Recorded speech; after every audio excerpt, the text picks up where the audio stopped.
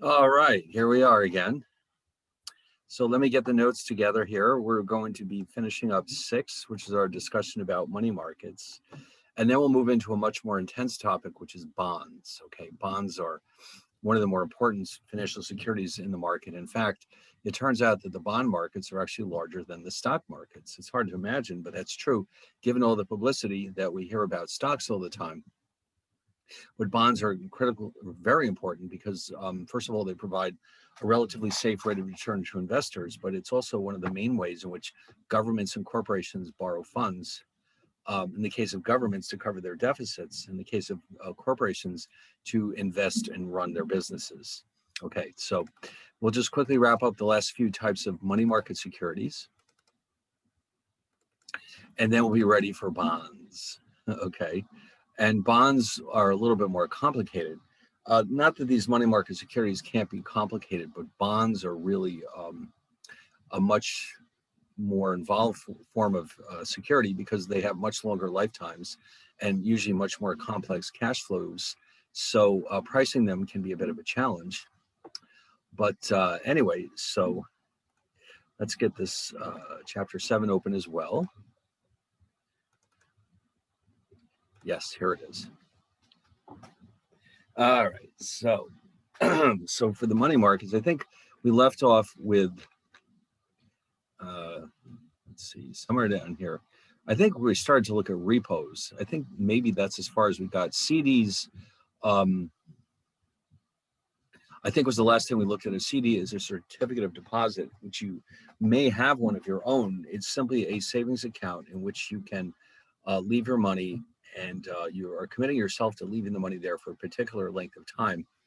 But in exchange for that, you do get a higher rate of interest. So it's a great place to park some money that you probably won't be needing for a while, like 5, 10 years from now. So rather than just keeping it in a traditional bank account. But the larger ones, at least, are negotiable and they can be sold between banks. Like sometimes with a bank, they'll have, of course, they bring in deposits from their customers and then they lend those funds out to other customers, and their profits are basically the spread between what they're paying the depositors and the interest that they're charging the borrowers. So when you go to the bank to borrow money for a mortgage, they're basically bundling together the funds of many, many small savers to provide you with the funds that you need. But sometimes banks might need more funds than they have available to them, like an opportunity, for example, to make a mortgage. Suppose the bank doesn't have enough money. What they can actually do is sell off some of their CDs to other banks and raise funds and therefore have enough money to make mortgages and earn a larger profit. So these are traded actively in the money markets. And as individuals, you and I don't normally buy CDs because they're very expensive. The minimum denomination is typically 100,000, and it can go as high as 1 million. But again, we can invest in what are called money market accounts. And a money market account essentially is a pool of money market securities, which we can buy a share of. And by doing so, we get interest based on the return to the entire pool. And yet we don't have to invest enormous amounts of money. So that's like sort of like a step up from a checking account. With a money market fund, you typically do have some check writing privileges, although not as much as a checking account, but you're getting a higher rate of return because you're investing in slightly more expensive securities that are bringing in more interest than you would get from a checking account.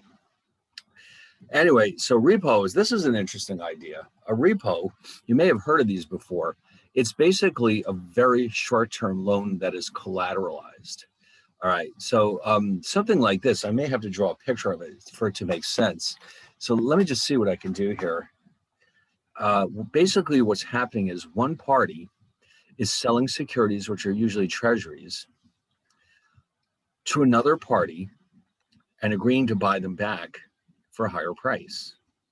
Okay, so let's see. Oh, here's a good example. A commercial bank needs funds right now. Let's say they've got a customer who needs to get a mortgage and the money just isn't there. They've lent out all their customers' deposits. They need to raise money in a big hurry. They can approach another bank and say, listen, we don't have enough money to lend out to our customers. We do have this $1 million treasury bill, though, in our portfolio. We don't want to sell it. but we'd like to use it as collateral for a loan, a very short-term loan, one night maybe.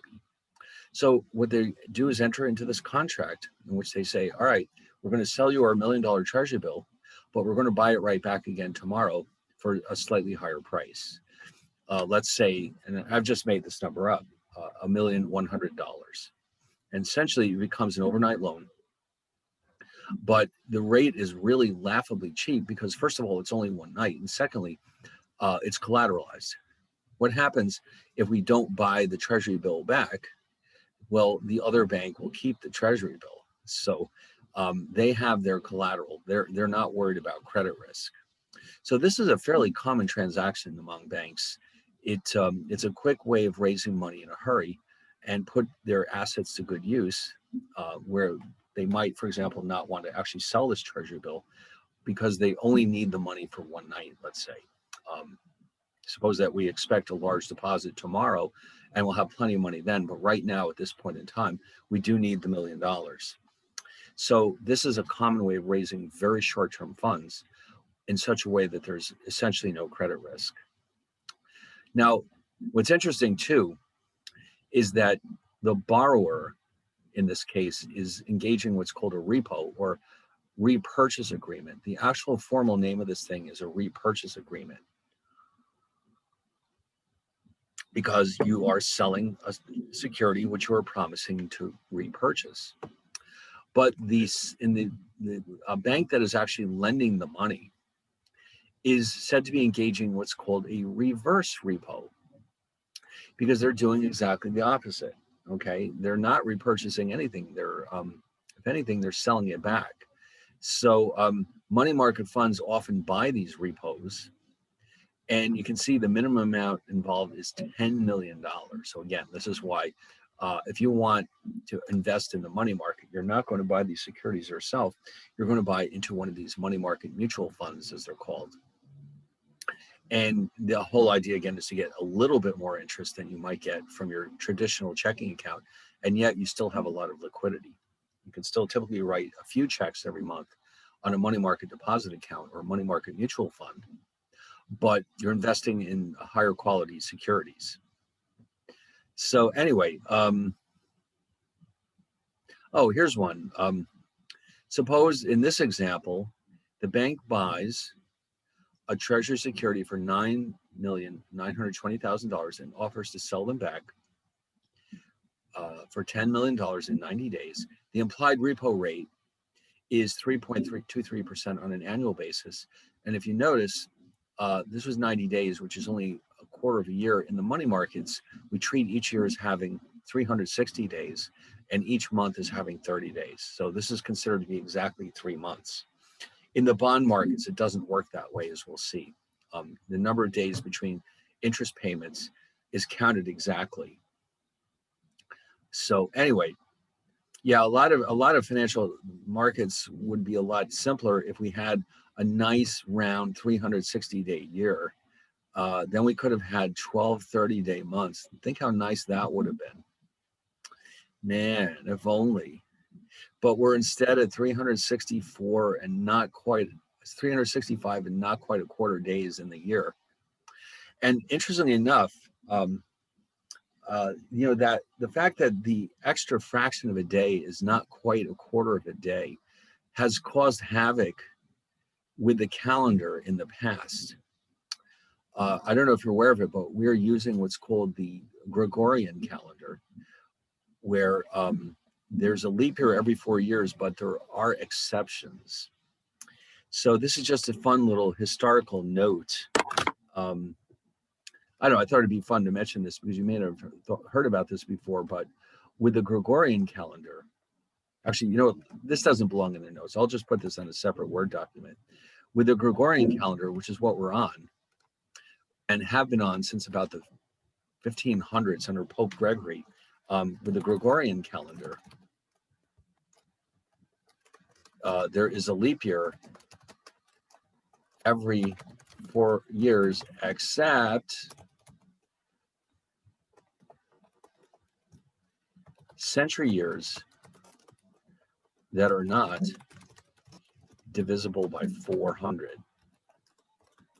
So that means for example, 1700, 1800, and 1900 were not leap years. Huh. Now, the Gregorian, the old Julian calendar, based after, of course, Julius Caesar, had a leap year every 4 years. But it proved to be too much.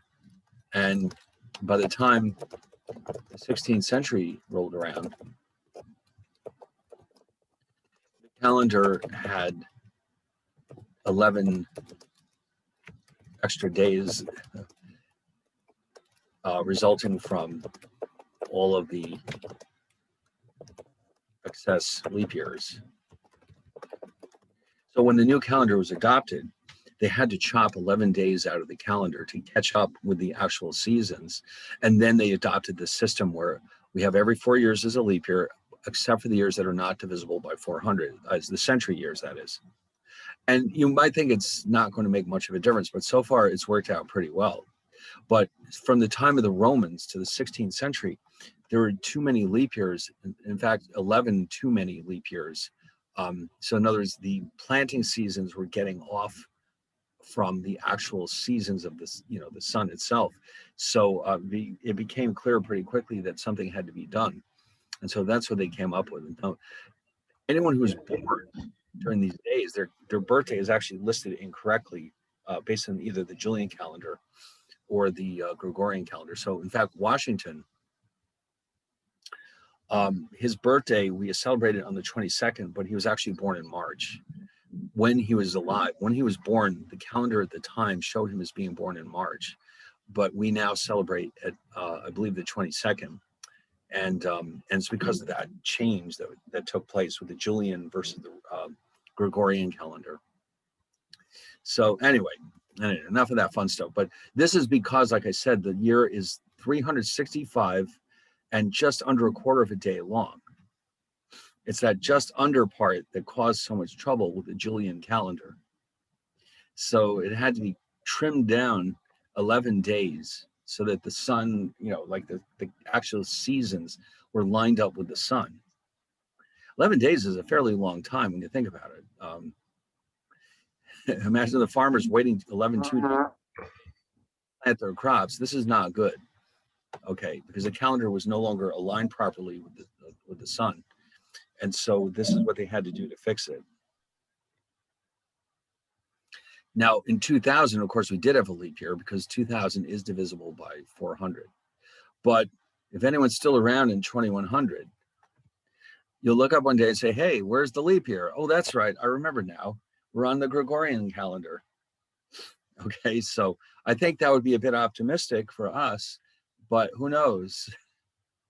The kids who are in kindergarten now, they'll see it. All right, well, anyway, so federal funds. Now, this is an interesting one because this is to do with the Federal Reserve System, which we'll be looking at later on. The Federal Reserve System actually does not set interest rates as such. What they do is they set a target for this federal funds market where the banks borrow and lend reserves among themselves. Okay, now the banks are required to hold a certain amount of their deposits in an account with the Fed, which are called reserves. The purpose of doing this is to preserve the safety of the banking system. They don't want to be in a situation where every dime at every bank has been lent out to customers, because then when customers want their money back, it just isn't there. So the Fed requires these banks to keep a small percentage of their deposits on account with the Fed, and these deposits are called reserves. And sometimes the banks run a little short of their reserve targets, and so their best strategy is usually to borrow the money that they need from each other. All right. So in other words, some banks may have more funds than they need or more reserves, and the other banks may not have quite enough. So they borrow and lend among themselves. And the market where this happens is called the federal funds market. Now, at the moment, the Fed's target for this rate is somewhere between 0 and 0.25%. Anything outside that range, they will step in and take steps to nudge it back to this range. Now, the Fed funds themselves are considered to be part of the money market because banks are borrowing and lending among themselves.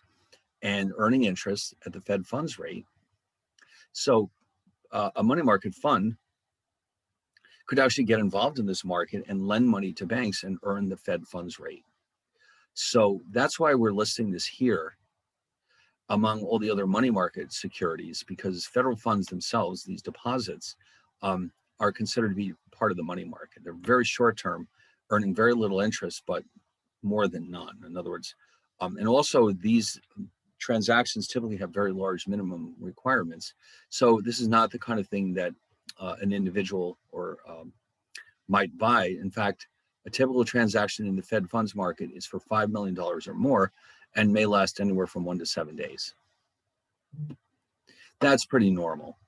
Like I said, these are for very short-term periods of time. A bank realizes that, that deposit we were expecting didn't happen. So now we're a little short. And so therefore, we were going to need to avoid getting into trouble with the Fed. What we're going to do is borrow what we need from another bank and then pay them back when we have our money. So it's a very active market and a major part of the money markets. So anyway, the one thing these securities all have in common is that they're very short term, very liquid, very safe. And so this is where we might keep short-term funds to try to earn a little more interest than we might get with a traditional savings account or checking account. Okay. All right. Now we're going to move into bonds. Now, bonds are a very different ballgame because these are typically much longer maturity securities, but the purpose is exactly the same, to earn interest. When you buy a bond, the whole point of it is to earn interest. All right. So now you can, of course, earn interest in a bank account, but the bank is going to pay you a very, very small amount of money. A bond gives you an opportunity to do a little bit better than what you could do in the bank. The problem with bonds, though, is that there is some risk involved. If you put your money in the bank, it's guaranteed. In fact, there's insurance on your deposits by an organization called the Federal Deposit Insurance Corporation, FDIC, and all deposits in a bank are insured for up to $250,000. So even if your bank goes bankrupt, you'll get your money back. All right, so it's guaranteed. Not so with the bond markets, or at least not all of the bonds in the bond market. So what's happening here is that we're looking at securities that are not as liquid as the money markets. And there's a lot more, where there can be a lot more credit risk. But in exchange for that, you're getting a higher interest rate. And in fact, the rate of interest paid by bonds can be quite high compared to what you would get in a savings account or a checking account. So we'll start out by introducing the basic features of bonds. And first of all, it is a debt instrument. When you buy a bond, you're actually lending money to somebody. That's really all you're doing. But unlike a loan, where you just say, here's money, please pay it back as soon as you can, a bond is an actual security that you can sell to somebody else. So that's where there's an advantage here to buying bonds versus lending money or keeping it in the bank. Okay, you have a security in your hands that could be sold to another investor if you need the money in a hurry. All right, now a bond has several key features that we need to know. First of all, unlike a stock, when you buy a bond, it has what we call a face value attached to it. And this is how much money is actually being lent to the issuer. So let's say Apple issues a bond with a face value of $1,000. That means the buyer of the bond is lending $1,000 to Apple. And in exchange for that, what do we get? Well, let's see. What do we get in exchange for that? We get interest payments for a fixed number of years, and eventually we get our $1,000 back. Now, the coupon rate represents the percentage of that face value that we are going to be paid in the form of interest. Okay, now there's a very interesting reason why it's called a coupon rate. When you hear the word coupon, what do you normally think of?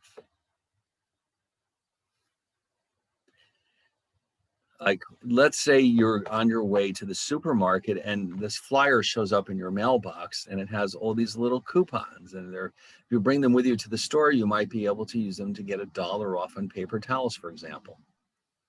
All right, they're called coupons. It's a little piece of paper, and you cut it out, you bring it with you, and you can get your $1 off. Or it now, I mean, when you pay for things in the supermarket, when you get your receipt, they also typically hand you a bunch of these little coupons, which, some people are very good with saving and they'll use them. I usually end up losing them, but they're called coupons and they entitled you to a discount on merchandise in the store. So why would we apply that term here? What does this have to do with buying paper towels? Interesting question. Now, imagine that it's not 2021, but it's 1921. Do we have computers? No. Do we have iPads or iPhones or the internet or any of that? No. So if I buy a bond, I'm actually paying for a physical certificate, which proves that I own the bond. And you may have seen some of these. Let me see if I can find a picture of some of these. They were designed to look very impressive. Okay, so let's see if we can find.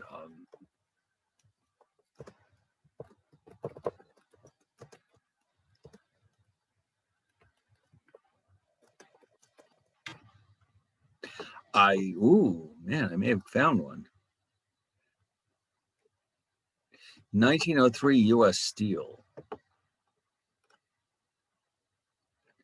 Oh, well, it's not, it's hard to see, but look at that. They went through all the trouble. Look at all that artwork on there. It's a share of common stock, U.S. Steel Corporation, and Claude Lee owns 4 fully paid shares of the stock of U.S. Steel. And this is what you would get. You would get a certificate, and you would be entitled to collect interest payments from this. Wait a minute. Oh, I got the wrong thing. I've got a stock here. Sorry. I thought it was a bond. Didn't I ask for a bond? No, maybe I typed the wrong thing. Sorry. It'll be very similar, though. But yes, stocks were sold the same way. I mean, if you owned a share of stock, you had a physical certificate in your hands, and that's how you knew that you were the owner of that stock. There's no computers to keep track of it. So instead, all right, let me see what I can do. No, I did say the word bond. Look at that. Oh, here's a bond. It says National Steel Corporation. Okay, so it's not U.S. Steel, but it's a bond. This is an actual bond, for God's sake. And the face value, if you can see it, is $1,000. And all the details are listed in here about what kind of interest you're supposed to get and when it's supposed to be paid. It's a contract between you and the borrower. The issuer of a bond is a borrower. Now, here's the interesting part.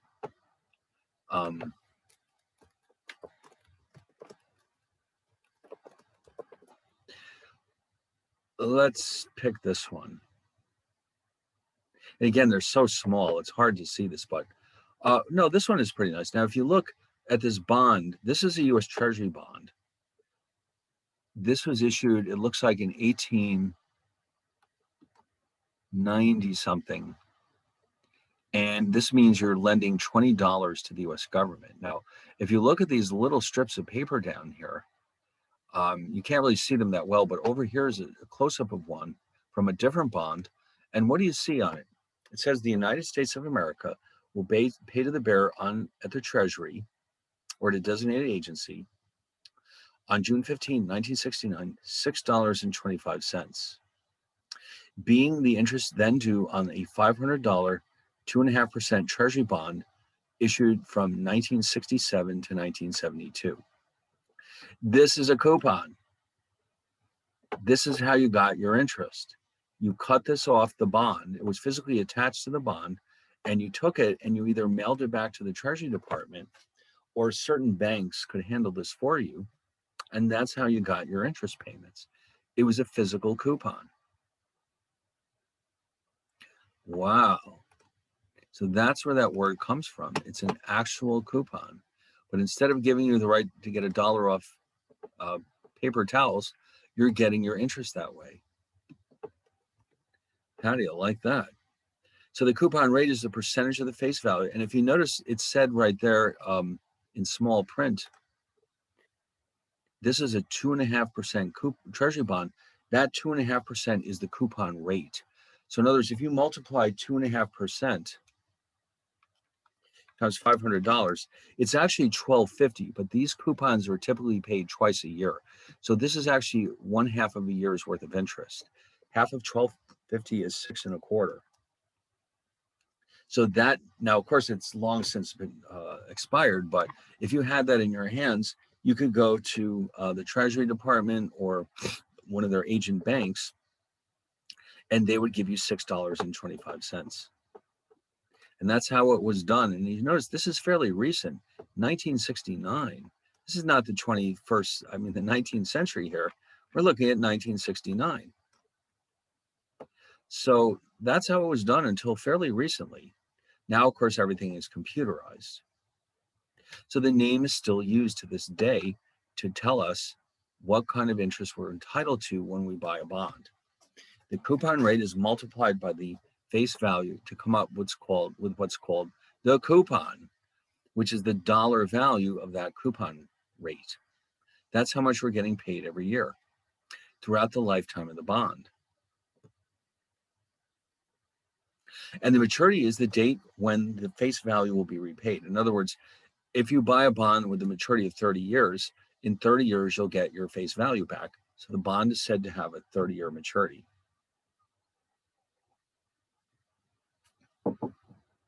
All right, what else do we need to know about a bond? Well, call provisions. Now, if you noticed, did you see in here, it says $500, 2.5% treasury bond, which would have had a maturity date of 72, according to this, unless called for previous redemption. Now, what does that mean? The issuer of this bond retained the right to buy it back from you prior to the maturity date, typically at the face value plus maybe a little interest. What they're basically doing here is saying, listen, if interest rates go down after we issue this bond, we reserve the right to buy back your bond and reissue it with a lower coupon rate. So in a way, it's like the prepayment provision in a mortgage. You always have the right with a mortgage, as you know, to pay it off early and then start all over again. In other words, you can refinance your mortgage to save interest. The same thing is true here with any bond that contains a call provision. Now, that obviously works against the interest of the owner of the bond. So in order to get you to buy this bond, they have to give you a higher coupon payment to compensate you for this risk. Okay, because if they do call it back, that means they're calling it back from you when rates are lower, and you'll have all this money to reinvest at a lower rate of interest. So call provisions are detrimental to the interest of the bondholder. By the way, the US government no longer issues bonds with these call provisions. We'll see why later on. But corporate bonds typically still have call provisions. So almost all corporate bonds are said to be callable, which means they can buy it back from you before the maturity date if they choose to do so. And again, the purpose is to save money on interest. They don't want to keep paying you that very high rate of interest if they can help it. So a bond that has that provision is said to be callable. All right. And it's also known as an embedded option because you cannot split this off and sell it to somebody else. It's part of the package. Now, on the other hand, we may have a bond that contains what's called a put provision, where the shoe is on the other foot. The buyer can sell the bond back to the seller prior to maturity at a predetermined price. And this happens when interest rates have gone up and we want to get a higher rate of interest. So we call up the bond issuer and say, listen, we want to sell this back to you so that we can buy a new one with a higher interest payment on it. So this one works to the advantage of the investor This one works against the investor. And the same bond can actually contain both calls and puts. And in fact, there's all kinds of wild features that these bonds can contain. In the 50s, there used to be a series of bonds issued by the Treasury Department that were called flower bonds because you could use them to pay estate taxes and get a tax break on them. The flower meant the flowers that you use at a funeral, apparently. So that was a common thing in the 50s. They don't exist anymore. And we also have this thing called a sinking fund, where the bond issuer says, listen, rather than making coupon payments until the maturity date and then repaying the principal, we're going to repay the principal in small stages every year. We're going to retire a certain percentage of these bonds. Now, why would they do this? Well, it gives them a certain amount of self-discipline to pay off their debts in a timely manner, and that usually increases the credit rating of the bond issuer. So they're doing this to help improve their credit rating, which reduces the amount of interest they have to pay you. But that means as you, the owner, could find your bond being called back at an unexpected time. So it's probably not the best thing for the investor, but it does at least reduce the risk that the issuer will run out of money when your bond needs to be redeemed. All right, so this, in other words, it reduces the possibility of default, which simply means the borrower, or in this case, the bond issuer, is not able to make their promised payments in a timely manner. So that word default means they did not pay their debts in time. And that's bad news for the bond issuer, because then the price will typically fall quite considerably, and it could lead to the bankruptcy of the corporation if it's a corporation. If it's a government, the government can't go bankrupt, but it does reduce their credit rating, and they may find themselves having to pay a lot more interest in the future because they missed a payment. Now, here's an interesting idea. I think you'll find this exciting. Some bonds are said to be convertible, where you actually have the right, when you choose to do so, to trade your bond for a fixed number of shares of that company's stock. So imagine yourself buying a share of an Apple bond, which contains a clause which says, listen, anytime you want, you can trade this bond for, let's say, 10 shares of Apple stock. Now, the interesting question is, why would you do that? Well, here's why. If you own Apple bonds, the best thing that can happen to you is that you get all the interest payments that you were promised. You're not actually sharing in the company's profits. That requires you to own the stock. So imagine yourself earning a pitiful rate of interest, and you notice that the stock price for Apple is going through the roof. Then you can say, you know what, I've had enough of this. I'm going to trade my bond for X shares of Apple stock. And now, when the stock price keeps going up, I will profit from that. So it's a very valuable option to have. The problem, though, is that it's such a valuable option that you have to accept, in exchange for this, a lower coupon rate, because it is a very valuable thing to have. So in finance, the great thing about finance is that you have to pay for everything you get. If you want a more powerful bond with more powerful features, you have to pay for it, whether through a higher price or a lower coupon rate. It's just like anything else. You get, what is that saying? You get what you pay for. I don't know. Whoever said that was one of the smartest people who ever lived. You get what you pay for. All right. I'm sure there's a lot of other cool sayings about this, but I can't think of any offhand. But you know what? There is another one which you probably heard of. Let me just write this down and see if you recognize it. Something in the same neighborhood.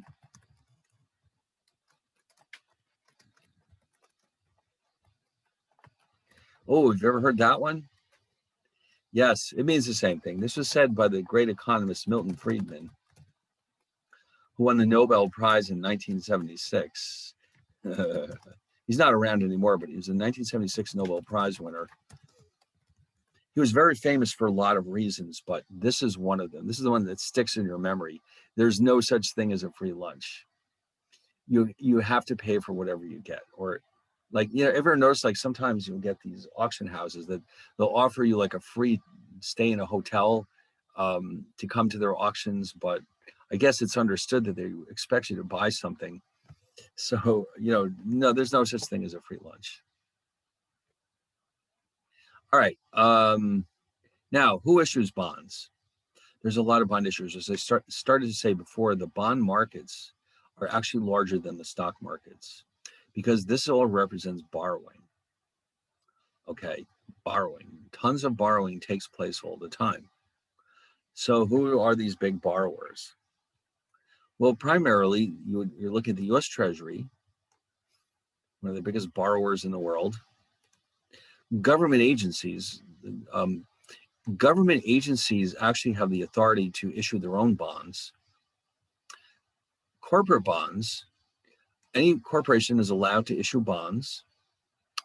Municipal bonds, which comes from city, state, and local governments, and then foreign bonds, which of course come from either foreign governments or foreign companies. So all of these together create the so-called bond market, and it's big. In fact, maybe we could ask the internet, how big are the world's bond markets?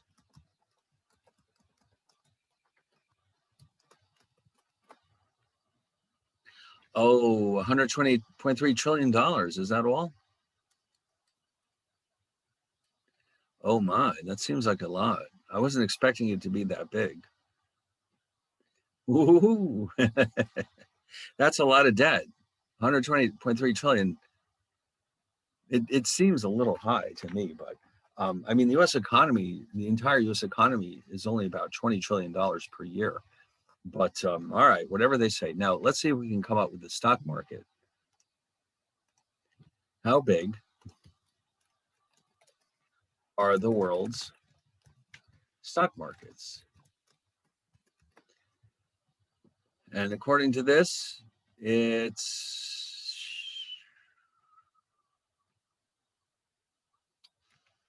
I wanted a single number.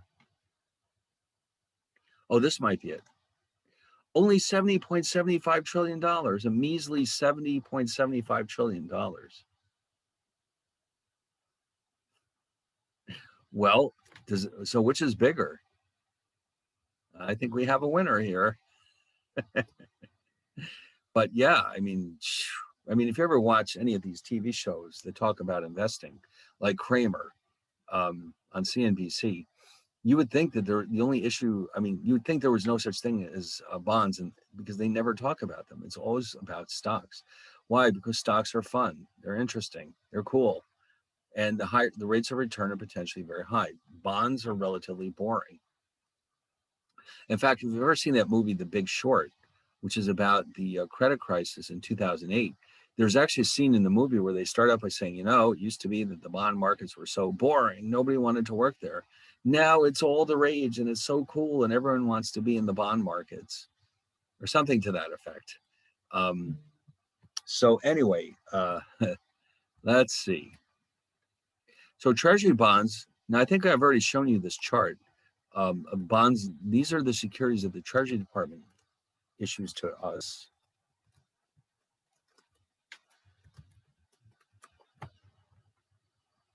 There we go. So the Treasury borrows massive amounts every year by issuing these securities. Now, they're not all actually called Treasury bonds. They actually have different names. Let me see. I don't know if I put them in here. I'll sneak these in here, right here. Formally, Treasury bills, maturity is from 1 month to 12 months or 1 year. Treasury notes, and I don't know why they do this. Maturity is from 2 years to 10 years. And then the actual Treasury bonds are the ones with the maturity 20 to 30 years. So if you notice, there are gaps in the maturities that are available. Not everything is out there. Like, for example, there's no such thing as a 25-year bond. Why? Well, because they know from experience that these are the maturities that are most popular with investors. I mean, when you're a borrower, your job is to make things easy for the lender. Right? You want to make their life easy. So if you think the lenders want 30-year bonds, you offer them 30-year bonds. Now, at this point in time, it's gotten to the point where you can actually get online and put in a bid for one of these. You could, like, it's not, I don't think right here, but they've set it up now so that you can buy a treasury bond with as little as $100. It used to be that the minimum investments were quite large, especially for down here at this end of the curve. Like, these treasury bills could have minimum investments of up to $1 million. And so mainly people held them in the form of money market funds. But right now, if I'm not mistaken, they want to make it easy for you to buy these. So I'm pretty sure that the minimum investment has been reduced to $100. And you can just buy it right here on their website. You can set up an account and say, please sell me treasury bonds or treasury bills. And they'll say, no problem. You want them? You've got them. And we'll make things easier for you. You can have them as little as $100 at a time.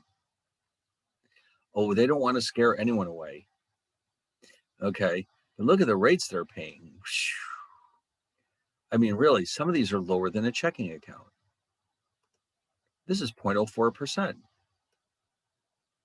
Man, you have to get all the way up to 7 years just to break over 1% here. That's pretty low. Yeah, 30 years are needed to get to 2.30. Well, anyway, so these are the formal names, but sometimes they're collectively known as Treasury securities. Sometimes in the media they're called Treasury bonds, but that's not technically correct. Wait a minute, what happened here?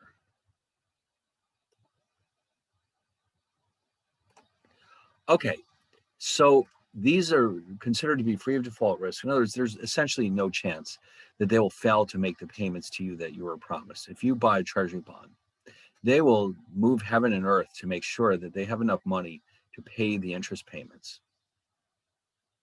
Because they know that the reason why they can pay such ridiculously low rates of interest is because everybody believes that they'll get all the money they've been promised. In other words, their credit rating is not even gold, it's platinum.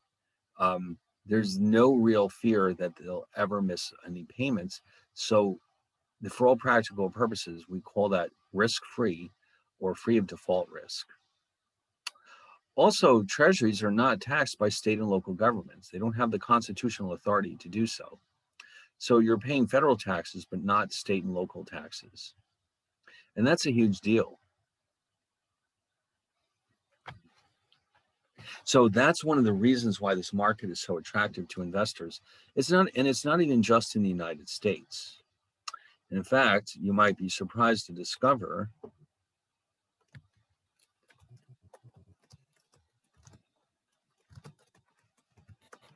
I'm going to see if I can find a list here. Who owns a lot of these?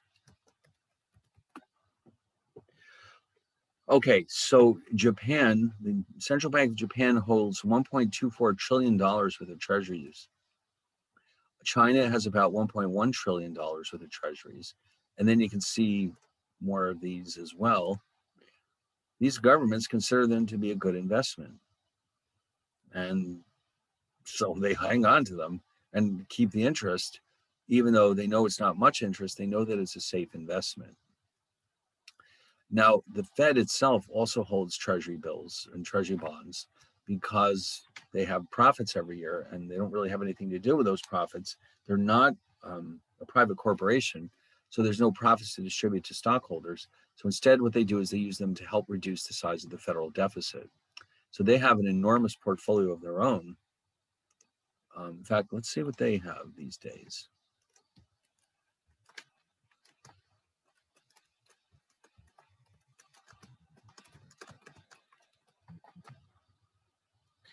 All right, I bet we can find out. $7.8 trillion in assets. But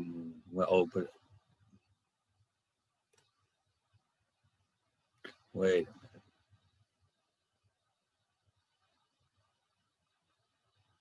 7.8 trillion. So that's more than the Bank of Japan. $7.8 trillion. Oh my God.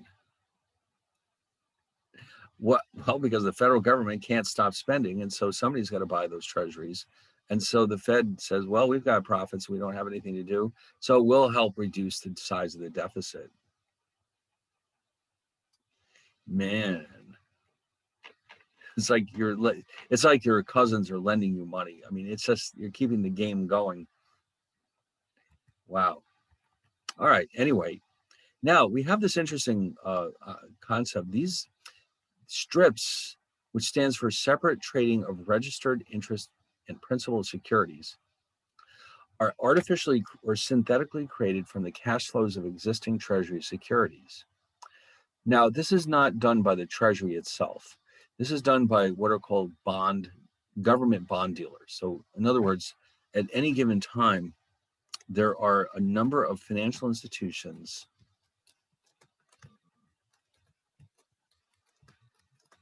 in the United States that are authorized to deal directly with the government. These are the big boys like JP Morgan and Barclays and Wells Fargo, and they have accounts with the federal government. Notice the federal government can sell treasuries directly to these bond dealers and vice versa. So they make a market in these government securities. Typically what they're doing though is they're buying them from the government and selling them to their own customers at a slight profit. But they are authorized to deal directly with the government, specifically the Treasury Department. And what they'll do is if customers want them, they can take the cash flows from these treasuries that they own and sell the individual cash flows to different investors. So let's say, for example, I'm a dealer and I own a government bond, a treasury bond that will mature in 10 years. At that time, the owner of this bond will receive $1,000. The dealer can take this cash flow and sell it as a synthetic security called a strip to a customer for a discounted price, and they will then pay the $1,000 to this customer in 10 years. So let's say that, make a better example here. So for example, suppose that JP Morgan has a $1,000 treasury bond in its inventory that will mature in 10 years. It can sell this cash flow in the form of a strip. It's a security known as a strip to a customer for, let's say, $950. Okay, so the customer is not earning any interest as it would from a traditional treasury bond. Instead, it is earning a capital gain of $50. Now, if you own a 10-year treasury bond, you're getting coupon payments and repayment of principal. Here, you're just getting the principal payment. That's it. So you're paying a discounted price for it. So you're getting a capital gain of $50 instead of a series of coupon payments. Now, you would think, well, why would that be helpful? Well, it has certain advantages. Here's one of them.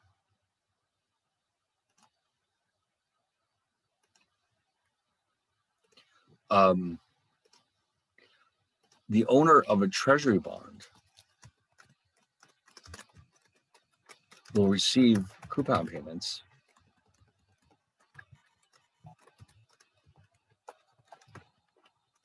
that need to be reinvested. This introduces uncertainty as to the actual return to the bond. Okay, so if you're planning for your retirement, in other words, part of the return to this treasury depends on the rate of return to the reinvested coupons, which we don't know in advance. Okay, so in other words, when I'm planning for my retirement, this makes it a little awkward because I'm not absolutely sure how much return I'm getting from my investments. So by only earning a capital gain,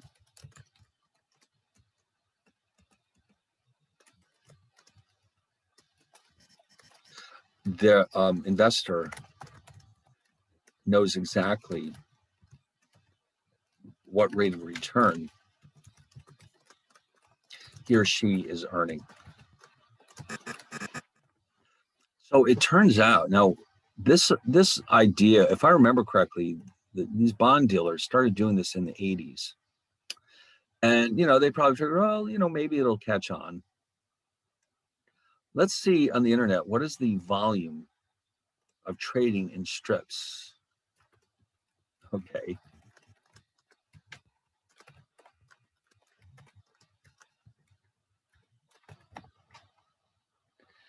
Um,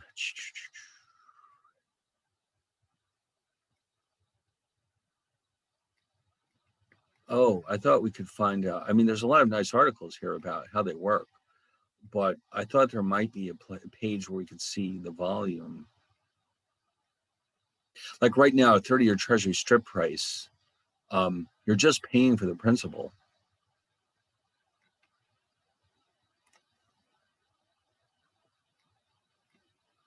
I'm so disappointed. It used to be that you could look up in the Wall Street Journal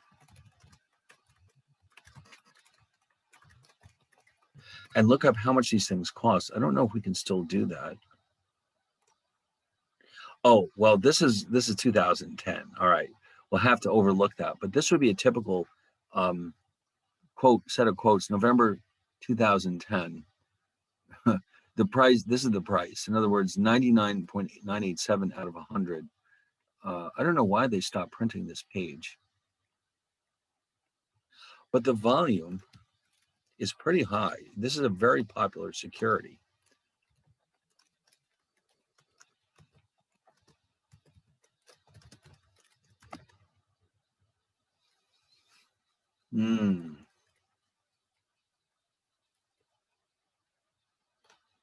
So here we go. Strips provide an alternative to traditional bonds for investors who need to rely on definite amounts of money coming in at a specific date. Although they can post negative cash flows until maturity, they may provide superior yields to traditional bonds.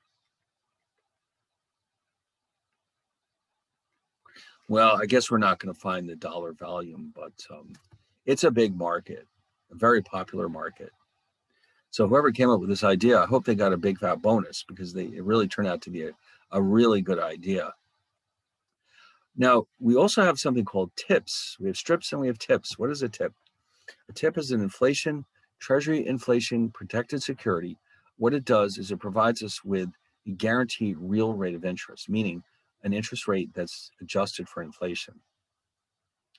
So how do they do that? They don't adjust the coupons for inflation. They adjust the principal. So let's see an example of this. So we have a 1-year TIP with a face value of $1,000 and a coupon rate of 3%, which means they're guaranteeing you a 3% real rate of return every year. So let's say during the coming year, the inflation rate is 4%. So they raise the principal amount to $1,040 because that's a 4% increase. And then the 3% coupon is based on 1040 instead of 1,000. So the interest payment or coupon payment at the end of the year is 3120 instead of 30, which doesn't sound like much, but what's actually happening here is that the nominal return meaning not adjusted for inflation, is 7.12%. But when you strip out the 4% inflation rate, your actual increase in purchasing power is 3%, which is what they're promising you. So the amount that you're actually getting is unknown, but the rate of return in real terms is guaranteed to be 3%. Who do you think would benefit most from this? What kind of people in what position would tend to buy these things? I would think they'd be popular with retired people or people who are about to retire, because then you can guarantee a rate of return in real terms.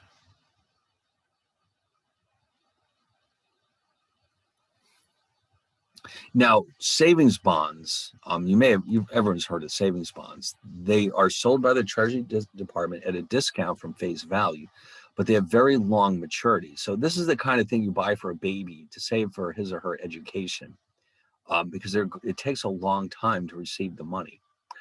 But the prices are typically very low. In fact, you can buy one for as little as $25. Used to be a common thing. A lot of corporations would have a plan for their employees where they could have money deducted from their paycheck and invest in savings bonds. I don't know if they still do that or not, but that used to be the way to save, and they would encourage you to save this way.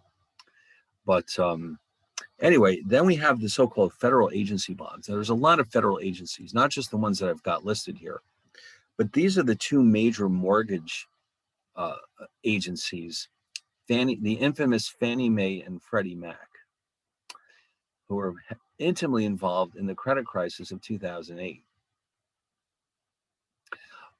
When they first started out, the point of these agencies was to make it easier for banks to give out mortgages. If you were a bank and you had mortgages on your books, but you needed to raise more funds, you could sell your mortgage to Fannie or Freddie, and then you could lend out even more money to somebody else. So Fannie and Freddie would bundle up these mortgages, and then they would create securities backed by the cash flows to these mortgages, which they would then pay to investors. And the investors would buy these securities, which are called mortgage-backed securities. Okay, so let me just see if I can draw a little picture of how this used to work. And it still does to a certain degree, but let's just say that a lot of reforms were needed in this market because of the way it was set up. Oh, here we go. So here's the bank.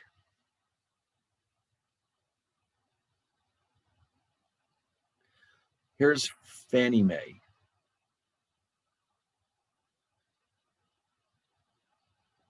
The bank, now, if anyone here owns a house, you may be sending your checks to Bank X, but the Bank X may have long since sold your mortgage to Fannie or Freddie.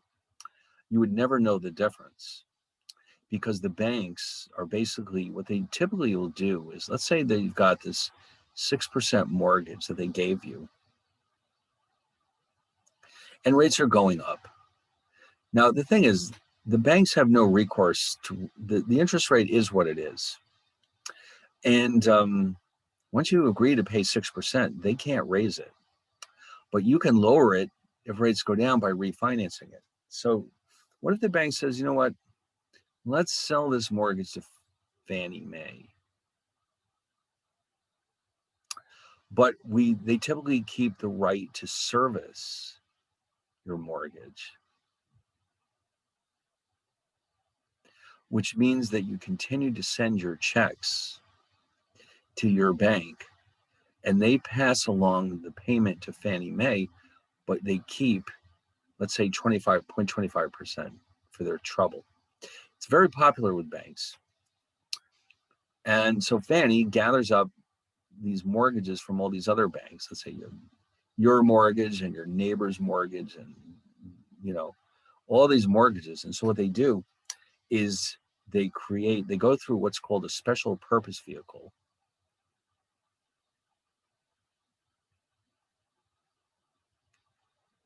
This is for legal reasons. And the special purpose vehicle creates a series of securities, which are called mortgage-backed securities. And so here's the investors. The cash flows from the mortgages go into a series of what are called tranches.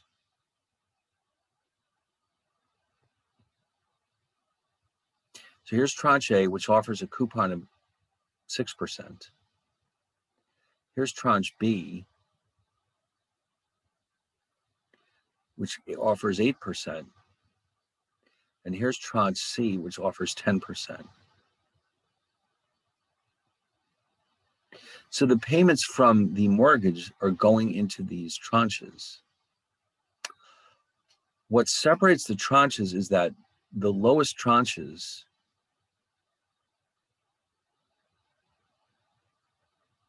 receive funds from prepayments or refinancings first. So if, let's say, you refinance your mortgage, that means the mortgage is now eliminated. The cash is used to pay off the mortgage. That money goes into tranche C. Now, eventually, that means tranche C will completely disappear when it's been completely repaid. Then the money goes into tranche B and then A. So the investors can buy a bond, which is backed by one of these tranches.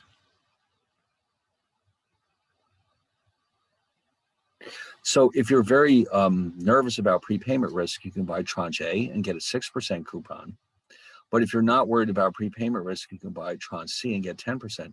These bonds are the mortgage-backed securities. So you basically have a bond in your hands, which behaves like a normal bond, but it can be repaid prior to maturity, which is not normal for a bond. So this market it grew very quickly in the 70s, was when this first started happening. What brought it down was this, and this is what ultimately helped trigger the credit crisis. In the early days,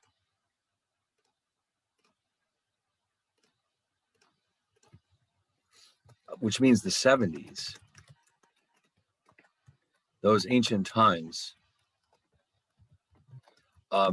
this system worked well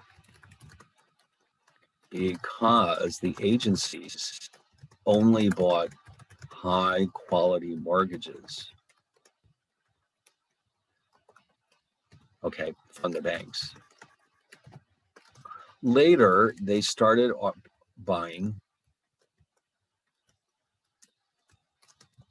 subprime mortgages.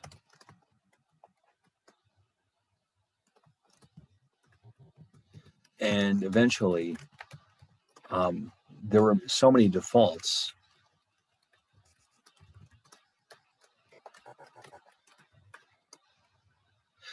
so that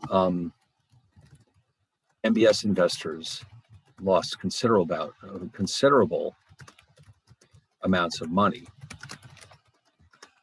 And so basically the market for this became very, let's say that it lost a lot of its luster because of this. Investors were no longer willing to buy these things because of the sudden increase in credit risk.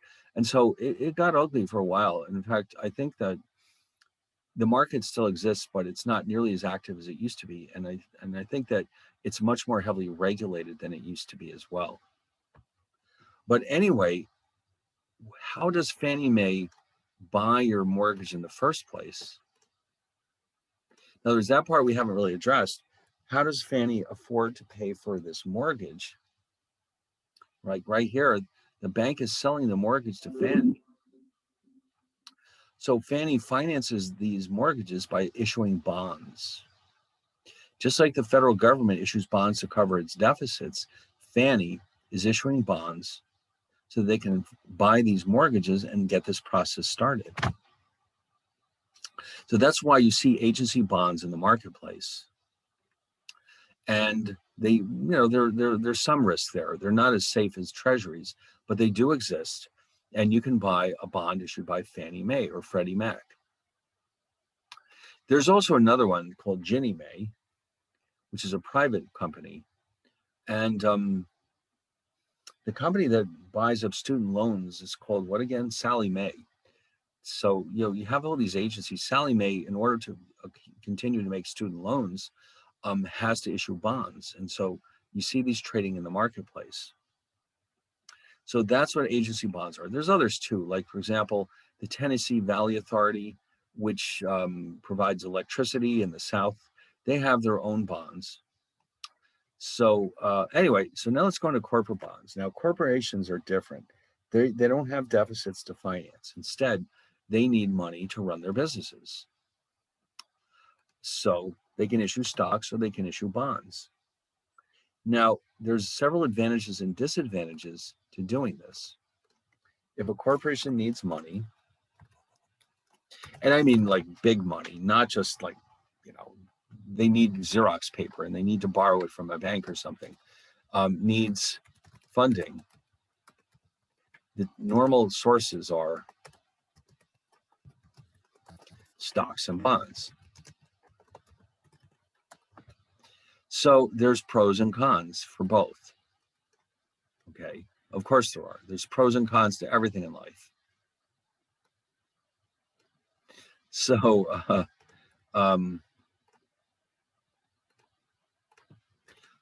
so stocks do not require the payment of interest to investors, but they require that investors be able to share in the corporation's profits.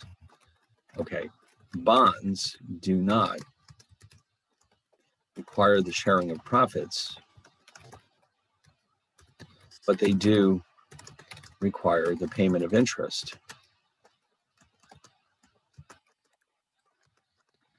to investors. Non-payment of this interest could lead to bankruptcy.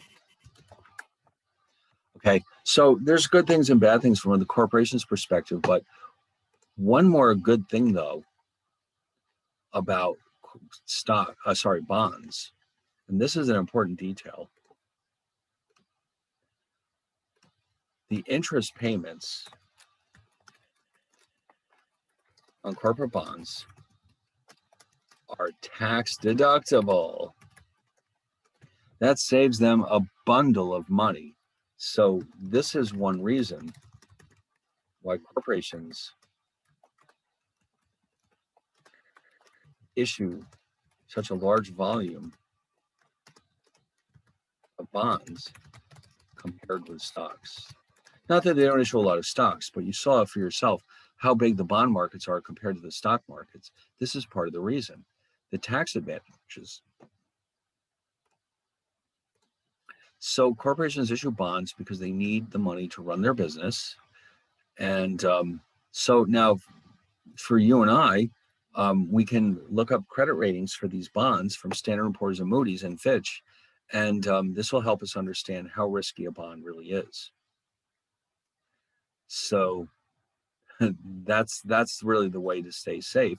Don't buy CCC bonds if you're retired, for example. Now, we did mention that there's also municipal bonds. A municipality is a government. It's a type of government entity. It's typically refers to city, state, and local governments, and they have their own bonds. Now, typically, these governments are issuing bonds to finance local projects like, for example, that brand new Tappan Zee Bridge. Although there's a lot of controversy over the name now. The locals are very upset that Cuomo decided to name it after his father. Because apparently Tappan Zee is named after the Indians who lived in that area, and they wanted to keep that name. So we'll see how that goes. But a bridge like that can't be cheap. I have no idea how much. Maybe just for the fun of it, let's see how much that costs to build it.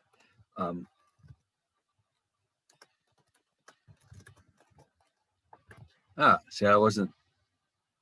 $3.98 billion. Well, that's nothing for the federal government but it was probably financed by a combination of taxes from the people who live in Rockland and Westchester and the state of New York itself. So most likely, now there are agencies whose purpose is to help raise money for these projects. There are state agencies that are set up to help raise money like this.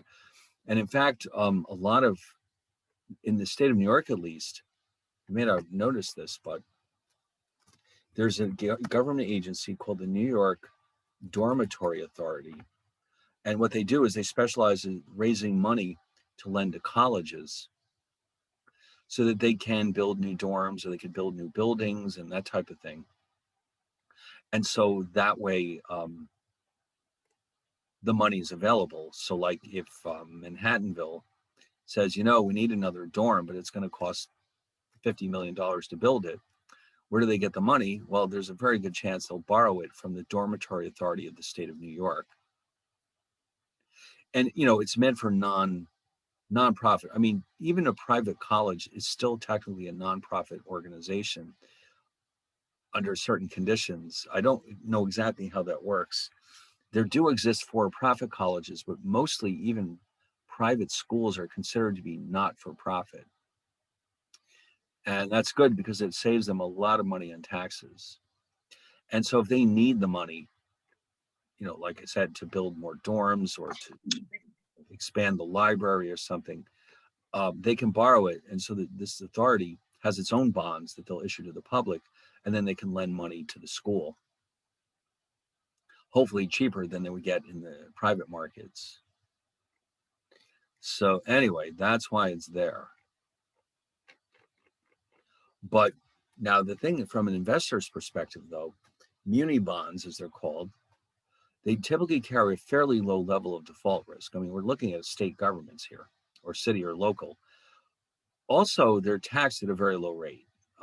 So they're very popular with high net worth individuals because you're getting, first of all, you're escaping federal taxes, and they're also not taxing it in the state that issued the bond. So if you, for example, live and work in New York City, and you buy a New York City municipal bond, you actually end up paying no taxes at all. So because of that, though, the coupon rates tend to be very low. So they're really only useful for high net worth individuals. Now, here's the unfortunate reality, though. There is some credit risk with muni bonds. For example, the city of Detroit defaulted on its municipal bonds in 2013. That means if you owned a city of Detroit bond, you are not going to get your money in 2013. So instead, what they usually do is they renegotiate with the creditors. They try to come to an understanding. They say, listen, we know that we owe you all this money.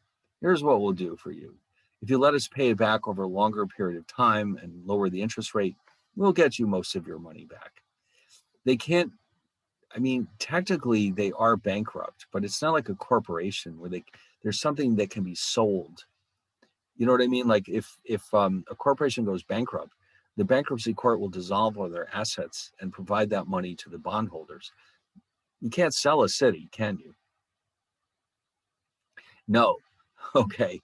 Although, from what I understand, there had to be a lot of maneuvering behind the scenes. Apparently, Detroit has this really famous art museum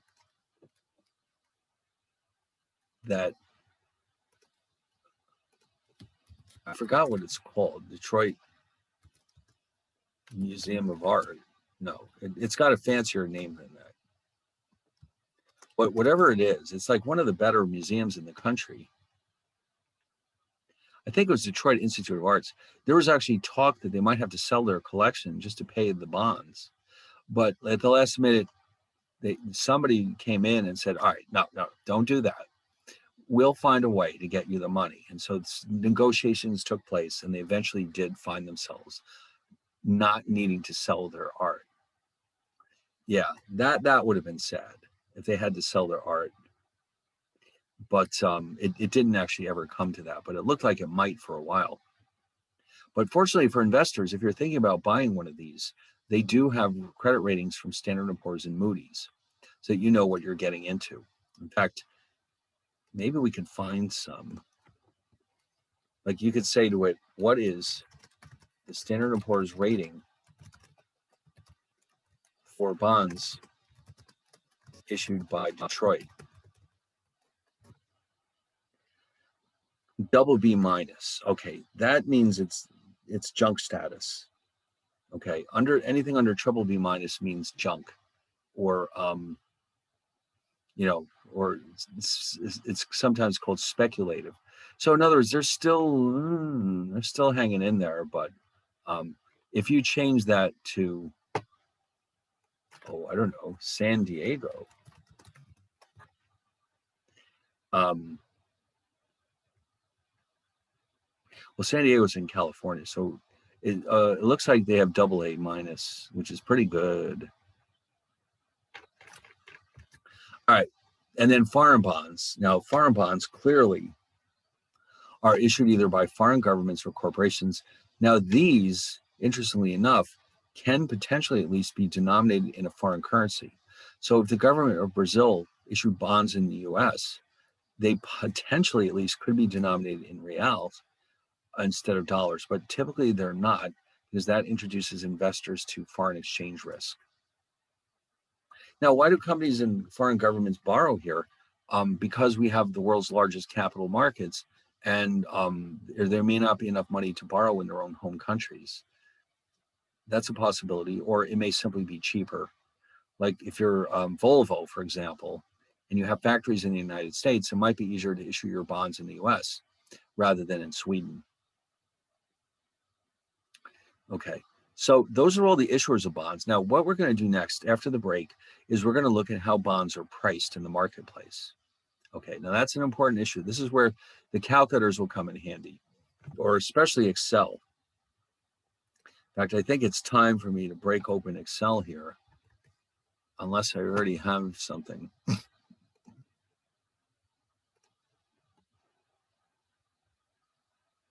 No, it's all right. We'll do that as we go along. It's easy to do this in Excel. So we're going to see in Excel, how does one price bonds? All right, so that should be fun. So we'll stop for a little bit since it's that time of the night. And we're going to focus on, from this point on, is pricing issues. And then in the next chapter, that'll spill over into our discussions about how risky bonds are and how do we quantify the risk of a bond. Okay, so that should be fun. And especially if you're an Excel person, you'll be happy to see what we're able to do. All right, so I'll see you all in a little bit, and we'll carry on with this discussion about bond pricing.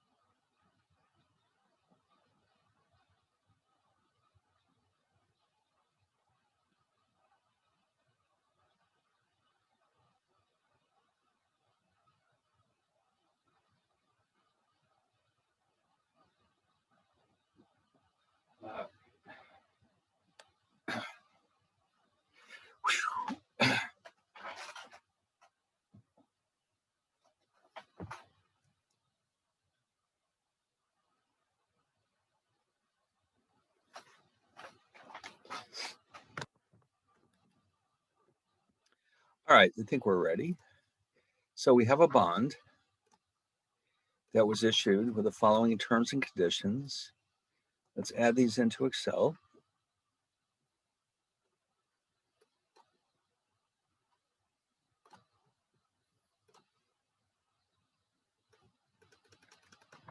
So what do we know? The face value is $1,000.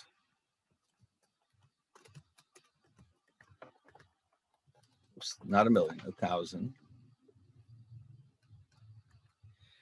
Coupon rate is 4%.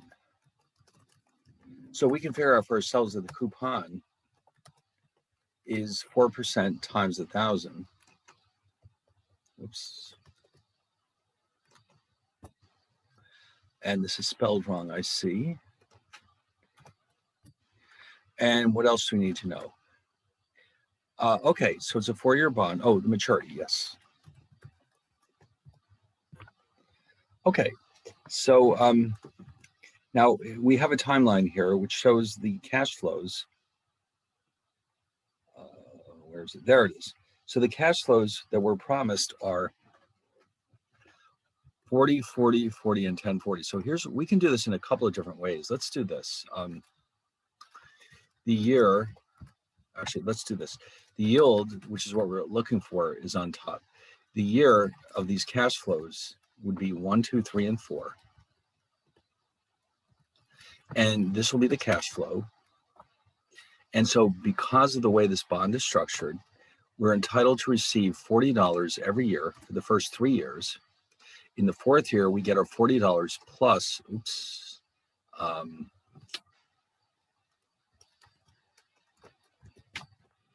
that's better. In the last year, we also get our $1,000 back. Oh, whoops, wrong one. Sorry. This one, yeah. So those are the cash flows. Now, the price of the bond, we can get this in a couple of different ways. First of all, what exactly do we have to do to calculate the price of this bond? Well, if you notice the way it's set up, there's a formula here. And what it's telling us is to do this. This first term tells us to calculate the present value of the coupon payments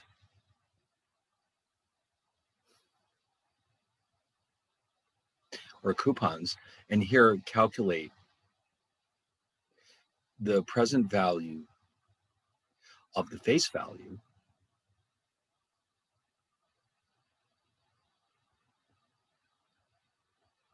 and add them up. That's what we're actually doing. So that's the algebraic approach. And that's what I'm actually doing in Excel, but it's not as obvious when you look at it. What am I doing? I'm putting in the cash flows. Over here, I'm going to calculate the present values. Now, in order to do that, we need this Y, which is the yield of the bond. Although here I didn't call it a yield, I called it the appropriate discount rate. But in the bond markets, the interest rate that you use to discount these cash flows is often called the bond's yield. So let's say we start with 4%. Now I can calculate the present values with the algebraic formula, or else I can use one of Excel's built-in functions. So let's start with the algebraic approach. So I'm going to take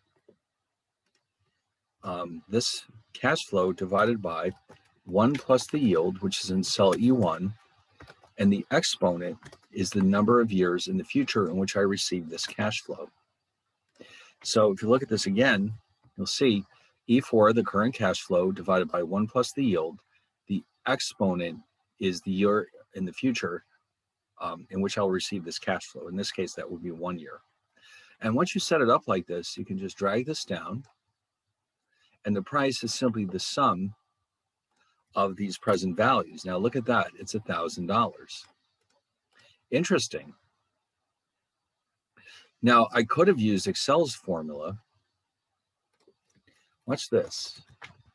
It has its own formula that can do it directly. What I need to do is use Excel's function PV, which stands for present value.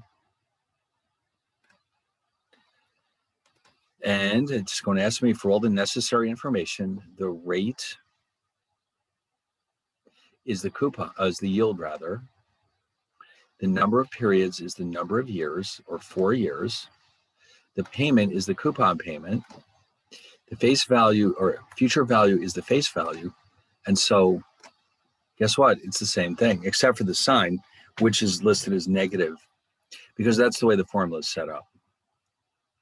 Now, what if I want to change that yield to see what the price looks like? So what we can do is construct a chart in which we show the yield and the price.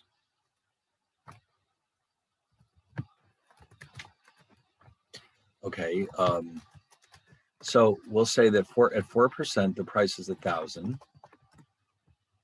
Now, what's going to happen is if you look at this formula algebraically, if I increase the yield, I'm going to reduce the values of these cash flows. So let's say I change the yield to 3%, and I don't have to do anything else except change the yield because of the way I set it up. At 3%, the price rises to 1037.17. Okay, now that's an important detail. It shows that when the yield falls, the price rises.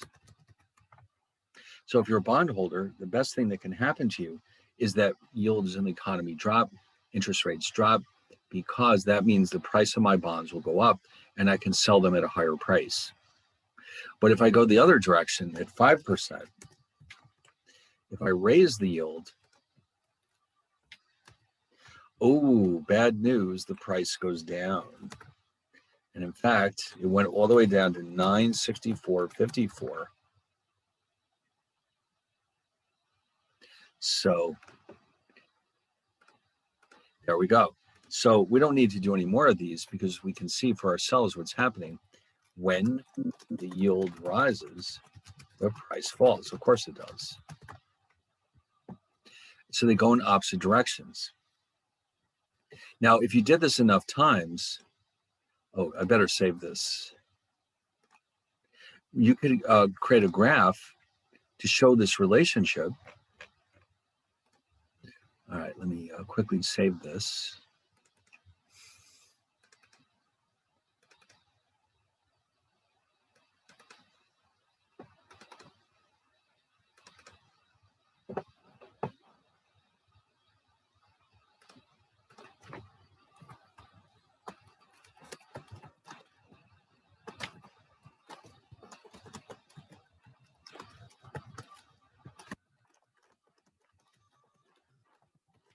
All right, so I'll just do a little sketch here to show you what it should look like roughly. If you put prices on the vertical axis and yields on the horizontal axis, the relationship is what we call inverse. And what's interesting is that it's not really a straight line, it's curved. Okay, so this graph is known as the price yield curve. And it shows that there is an inverse relationship between bond prices and bond yields. In addition, the curve shows that this is a nonlinear relationship. Now, you can tell if you look carefully at these changes, we started out at $1,000. When the yield dropped by 1%, we gained 37.17. But when the yield went up by the same amount, we lost only 35.46. So that means, whoops, no, that's not what I wanted. That means that the curvature here is actually working in our favor. So in other words, even though it's true that when the price, the yield falls, the price goes up and vice versa, we notice something else very important, and this is really more of an issue for chapter 8, which is next. When the yield rises, the price, in this case by 1%, the price falls by 35.46.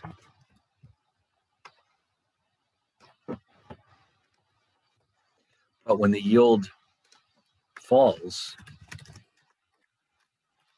by 1%, the price rises by 37.17. So this shows that the bondholder loses less when the yield rises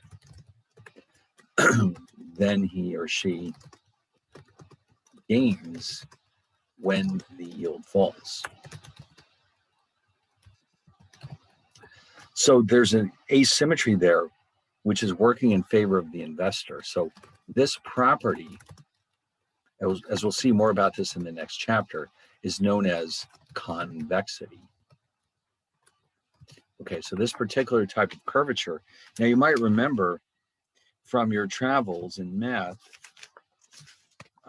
here we go. Just a quick review.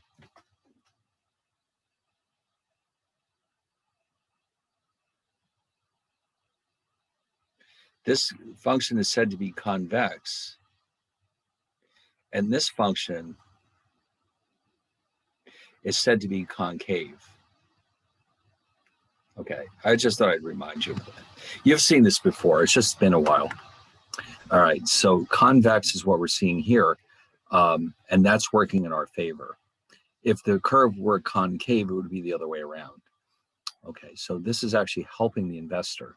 The fact that it's not a linear relationship, but a convex one. And we'll help use that information when we start to define measures of risk for bonds in the next chapter. For now, the most important thing is that we know how to price a bond. We can use a couple of different approaches, but this is right here what we're really interested in, this relationship between the yields and the prices.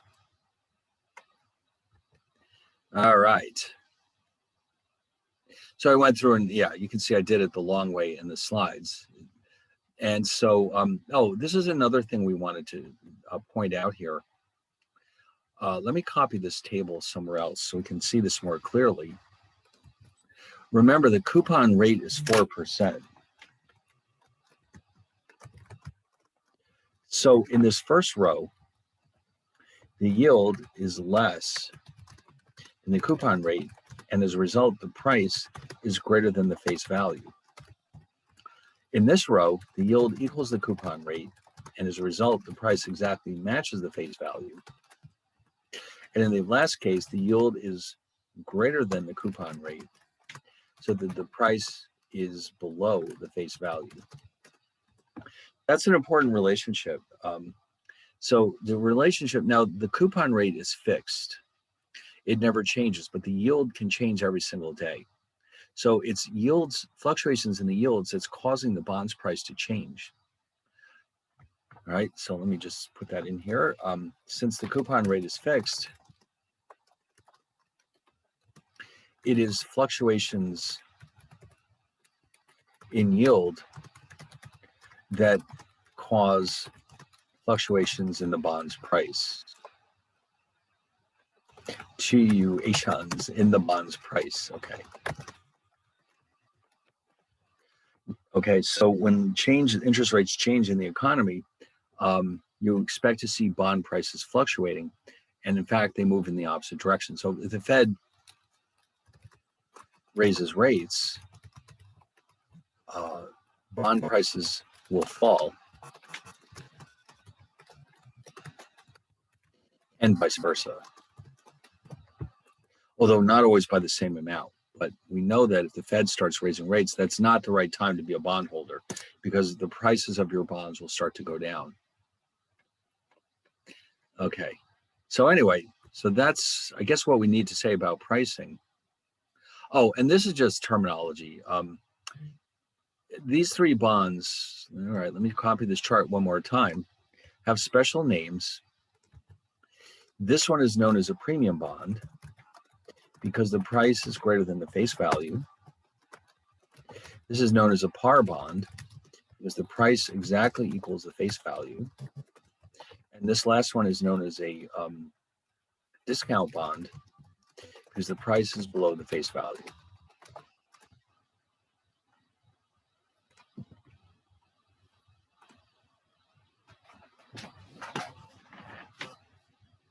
Okay. So with Excel, now we've already done that. We do have right here, I use the present value function to calculate the price of the bond. And you can certainly feel free to do that. But you can also certainly use algebra to do the same thing. I have all the instructions here. Now, here's a wrinkle that we need to deal with. Unfortunately, and this complicates everything, and I don't know how or why this came about, but as we saw earlier when we were looking at that picture of the coupon bond, if you noticed, the bond was making semi-annual coupon payments. So most bonds in the US make semi-annual coupon payments. Okay, in other words, the investor receives half of the annual coupon twice per every year, roughly every 6 months. Now, the problem with that is that this impacts the prices of bonds. It may not be a large amount, but it's not something we can ignore either. So what we would like to do is adjust our calculations. In order to adjust our calculations,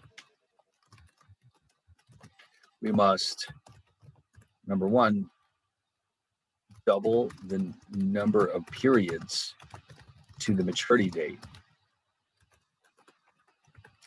cut the coupon payment in half, and cut the yield in half. Otherwise, we'll get the wrong answer. Okay, so this is an unfortunate reality. In some countries, interest rate coupons are paid on an annual basis, like Japan, I believe. But here we have to deal with semi-annual coupons. So let's say here, for example, we have a 10-year bond that was issued with a 6% coupon and a face value of $1,000 4 years ago. Now, why is that relevant that it was issued 4 years ago? Because it is now a 6-year bond. Oh, and one more thing I forgot to mention. This is another key feature of bonds. When a bond is first issued, the coupon rate is chosen to match the bond's yield to ensure that the bond's price will match the face value. This is a convention in the United States. The coupons are not just chosen at random. They're chosen to match the market yield of that bond to make sure that when you buy it, when it's first issued, the price matches the face value like it does here. So with this bond, this tells me that when the bond was issued, the 4% coupon means that the yield to maturity at that time was 4%. Okay, so once we've said that, so let's take a look at this bond now. And I'm going to use the same approach that I did here. We might as well do it both ways. And so what do we know? It's a 10-year bond issued 4 years ago. So we have 6 years.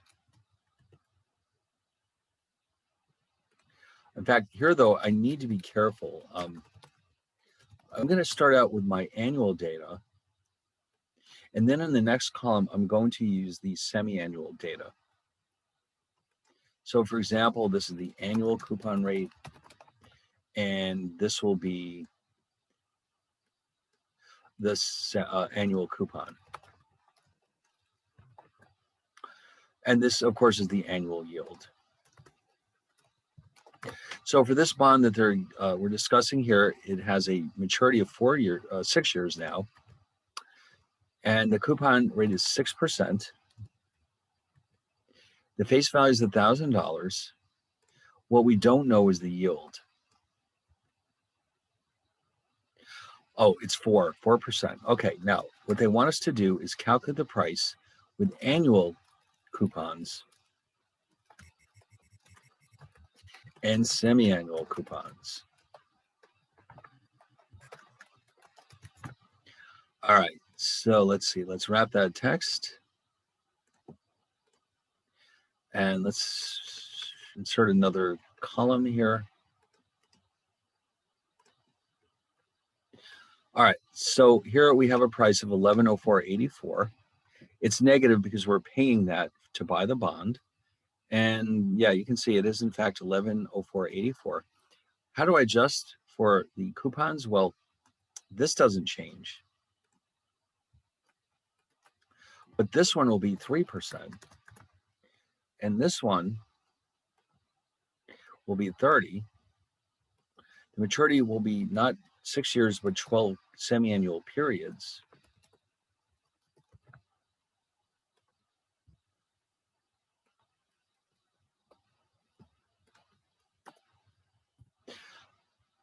But the annual yield will also get cut in half. All right, so let's make sure we've done everything correctly here. All right, this stays the same. The face value, the coupon rate is cut in half, which means the coupon is cut in half, but the number of periods is doubled. And finally, the yield is cut in half. So I'll use the same formula. And let's see what that does to the price. It is a small difference, $1105.75. But in this case, well, that's your money. So you're happy that coupons are being paid on a semi-annual basis. Now, for this chart, what we have to do is change the number of cash flows. So this is a little bit trickier. I'm going to change this to period to indicate this is a semi-annual period. And so there'll be 8 of them. The coupons, the cash flows, will be $30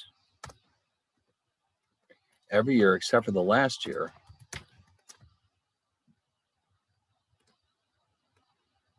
Where we also add back the face value. And now the yield is the semi-annual yield of 2%. And this formula won't change.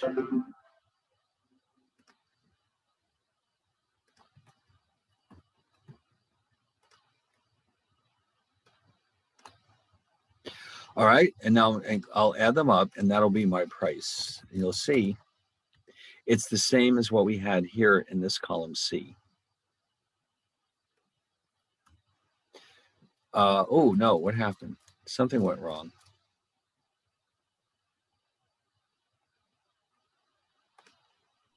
Shouldn't it be 12 instead of 8? Period. Ah, there you go. Exactly. Well, that's a good catch. Thank you. All right, that's my fault. Absolutely, that's the reason. And so for this one, I need to add the face value. And so over here, I'll just drag this formula down. This is the present value formula. And now we're getting somewhere. The price is the sum to 1105.75. That's it. Okay. Whoa. That was pretty scary. So this is an important adjustment we often have to make because U.S. bonds typically provide semi-annual cash flows, or semi-annual coupons, I should say. Not always, but most of them do. Certainly corporate bonds do. And I think the treasuries do as well. So that's a small adjustment we have to make. And the difference in the price, like I said, could be very trivial, but it's not zero. So this is the convention in the US to use semi-annual coupons when appropriate. And again, there's those 3 adjustments right here. 4 actually adjustments. And by doing all of that, you can come up with the correct answer. Very good. You see how much fun Excel is? Yes. It's easy to fix mistakes too. Um, and of course, if I want to change the yield to 3 or 4, it'll just automatically update itself, which is really nice. Like for example here, what if we change the discount rate to 8%? Let's see, why don't we try that?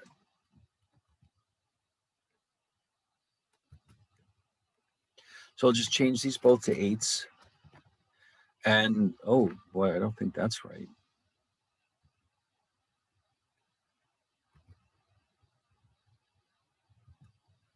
Oh, no, I made it. No, I changed the wrong thing. That's why. This is where it had to be changed. All right, now we're talking. 907.54 annual, 906.15 semi-annual. Now, if you notice, sometimes the annual coupon bond has a higher price. Sometimes it's lower. And we're going to try this for one last example. What we're going to change the yield to exactly 6 to match up. Not 6, 4. Hold on a second. No, the coupon is 6. Let's change this to 6 and see what happens. Yeah, they'll both be exactly 1,000 because the yield matches the coupon rate. And that means they're both going to be exactly $1,000, regardless of the frequency of the coupons. All right. So the relationship between the two prices depends on whether it's above or below $1,000. Okay. So, all right. Now, what else do we need to do here?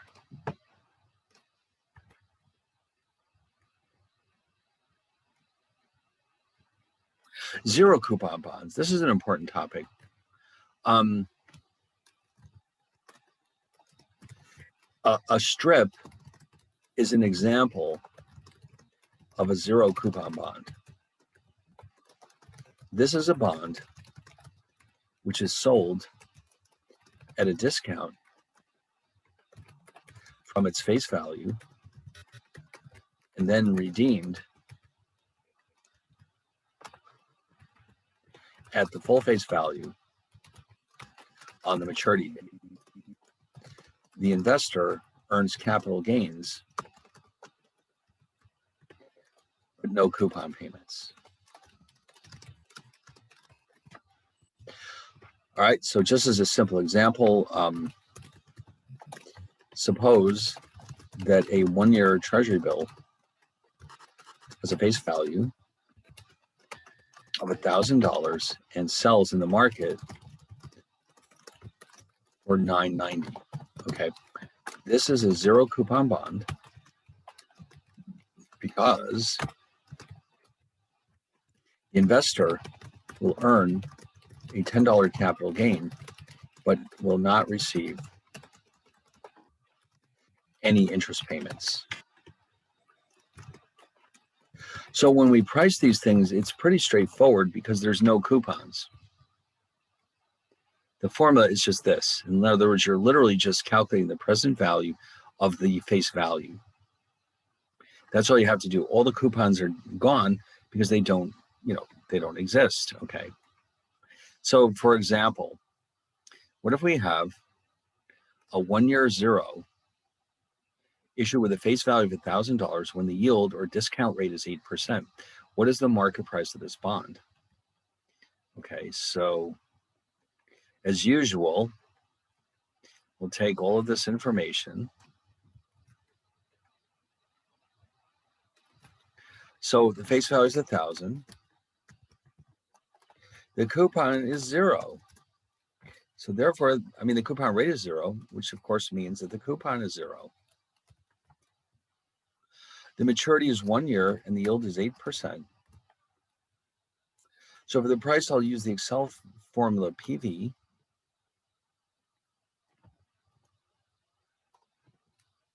Present value. And so the rate is 8. The number of periods is 1.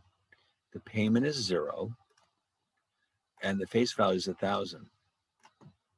So that means I'd have to pay $925.93 to buy this bond. So that was easy. Another possibility is I can try to set up one of these tables, but well, it doesn't make a whole lot of sense.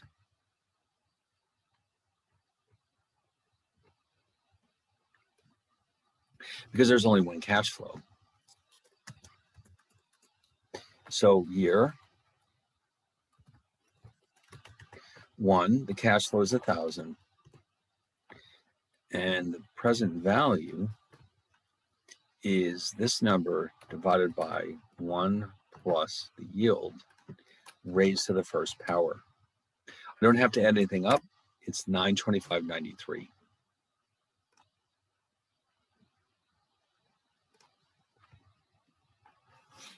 Okay, so that's a zero. So treasury bills, this is an important detail too. I don't think I mentioned this earlier. Treasury bills are always sold at a discount from face value, while treasury notes and bonds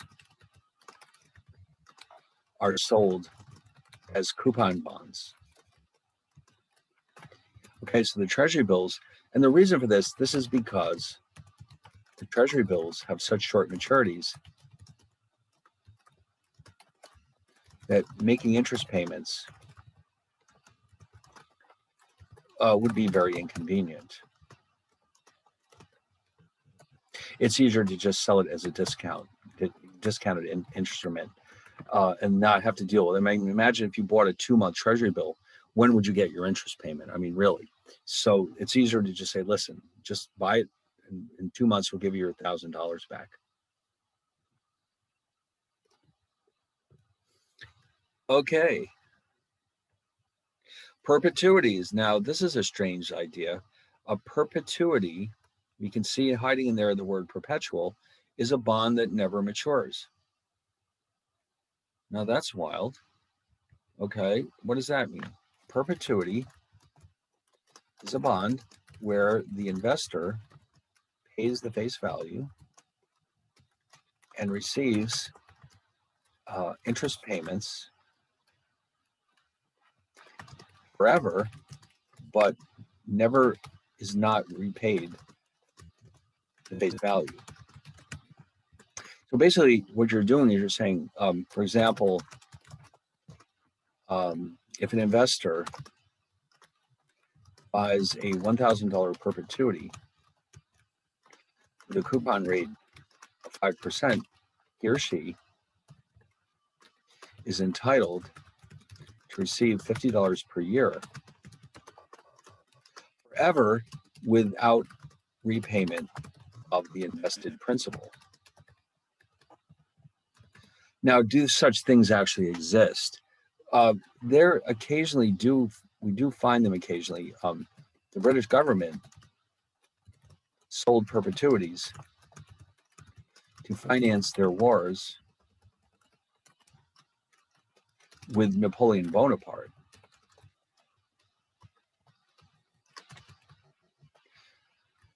So, in other words, what they were saying to the people is, listen, if you lend us money, we'll give you interest payments forever, which includes your heirs, but we won't be paying back the principal.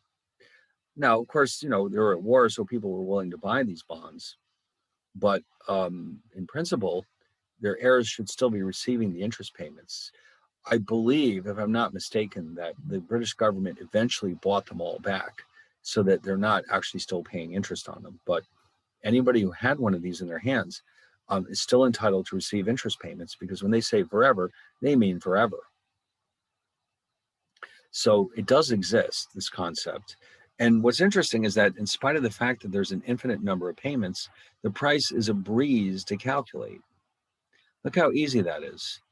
It's the coupon rate, the annual coupon rate over the yield or discount rate. So in this case, let's say, let me move this up here so that it's not confusing. no matter what you're talking about, there's always an interesting historical example floating around out there somewhere. So here, if the yield is, let's say, 3%, then the price is P equals C over R, which equals 50 over 0.03, which works out to be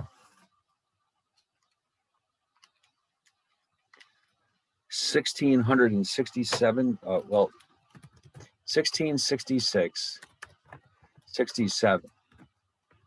So you're paying that much money in return for receiving a lifetime, or not a lifetime, an infinity of $50 payments. So it's a strange idea, but there are certain situations where this is not unrealistic. For example, and we'll discuss this in a later chapter, a share of preferred stock is often modeled as a perpetuity because it has an infinite lifetime. Stock, in the sense that the stock will be good or valid as long as the corporation exists.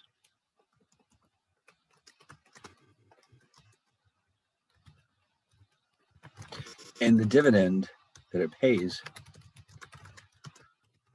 tends to be fixed over time. So in other words, if you own a share of preferred stock, you can actually get a rough approximation of its price, at least, by treating it as a perpetuity, because it more or less is a perpetuity. So that's one way in which you might find it to be useful. Now, sometimes these bonds are referred to as consols, by the way. So if you look up in the internet, British government consols,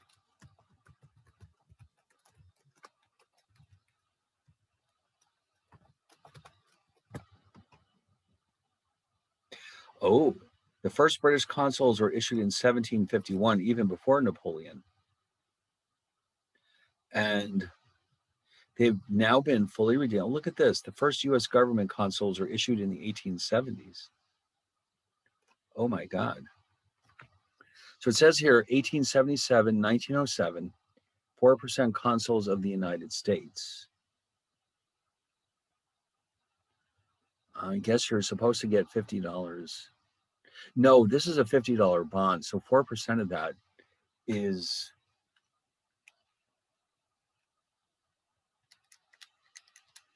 $2 a year, but still, that was a lot of money in those days. This is right after the Civil War. So anyway,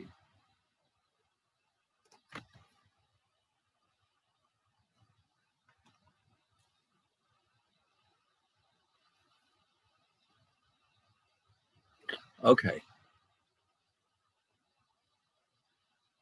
So I guess there's more of this going on than I realized, but yeah, they bought them all back eventually. Well, look at that. They show up in literature. In any of these novels, which I'm sure you've read at least some of these. I've read all of these. I don't remember these, them mentioning the consoles, but I'm sure it just happened once. You know, there's a brief reference to it in one page. All right, well, maybe I'll have to go back and reread these novels. They're all very good, by the way. You might want to check one of them out. Suppose you find yourself with a very boring weekend. Look at this. Imagine that, novels that actually mention finance. I like that. But anyway, so the last thing we want to consider is the yield to maturity. Now, up to this point, we've been assuming that we knew the yield to maturity of a bond, and then we use that information to calculate the price. But often it works the other way around. In practice, most likely, you're going to have knowledge of the price. We can typically observe the price of a bond and use this information to compute the bond's yield. Okay, so in other words, if you look at that price yield curve, you'll see that for each price, there's one unique yield and vice versa. Okay, so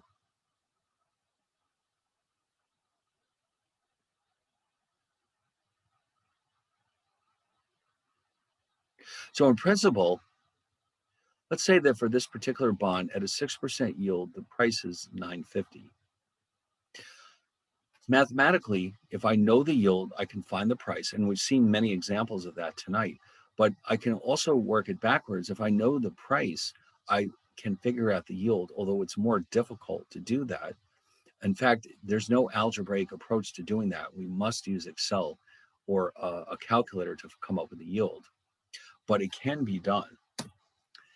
And so if you look in the Wall Street Journal, you'll see, you'll see prices and yields, but what they most likely have done is taken the price, which is coming from supply and demand, and using that to calculate the implied yield.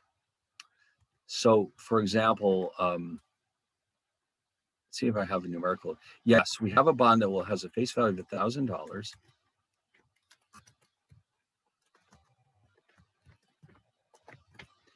And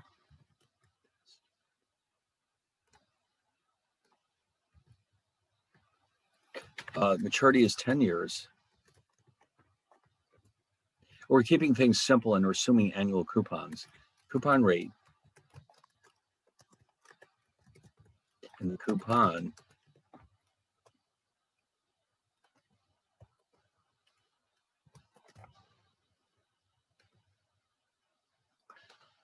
no, something's not right. No.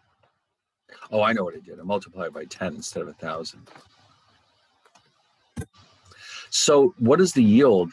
Well, for something like this, like I said, you'll want to use Excel's functionality. So what you're going to use is the function called rate. Okay, so there's no algebraic way of doing this. And so we'll go get the function rate. So the number of periods is 10. Oh, I forgot one important detail. The market price. We're assuming that the price is $9.50.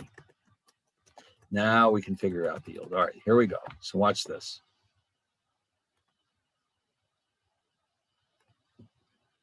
Number of periods is 10. The payment is the coupon payment of 50. Now here I've got to put a negative for the price because I'm paying for that out of my pocket. And the face value is 1,000. So the implied yield is about 5.67%. So what I'm going to do is copy this.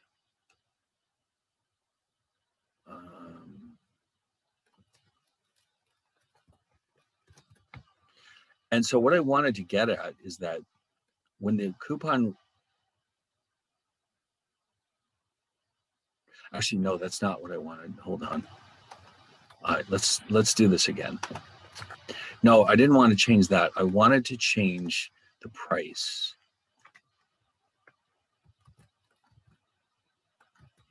So if I raise the price to 1,000, the yield goes down.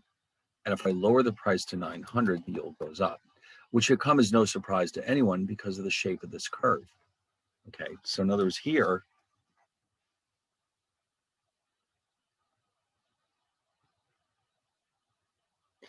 at a price of 950, the yield is 5.67. At $1,000, that drops to 5. And at a price of 10, oh, you know what? I'll tell you what, let me change this to 1050. Yeah, that's what I wanted. Okay, that's better. So I have 1050 here. So you can see one price above and below $1,000. There we go. So it's exactly what we would expect. We have this nice convex shape. And so it indicates that when the price goes up, the yield goes down and vice versa. Now, by the way, interestingly enough, there's no formula for these yields. What Excel is actually doing is it's just essentially searching for the right answer. It's grinding through a bunch of numbers until it finds the right one. So it's something you and I do not want to do by hand. Let's put it that way. All right. So that's the yield. And there's more than one way of doing this, by the way, but I think the way I did it just here is probably the most efficient. We can also use this other function called IRR, but that requires you to enter all of the cash flows, which could be very awkward. So instead, you're probably better off doing it this way. All right, now what's following this up? This is chapter 7 that we're just finished. What we're going to do after this in chapter 8 is we're going to take all of this and we're going to show how to calculate the risk of holding a bond. So we know that if rates fluctuate, value of our bonds can fluctuate too, but ideally we'd like to have a numerical measure that we can assign to each bond that it tells us how risky it really is, or at least how sensitive it is to changes in yields. So we're going to do that next time. And it's going to require a lot of Excel, which is good. And when it's done, you'll say, oh, this is interesting to know.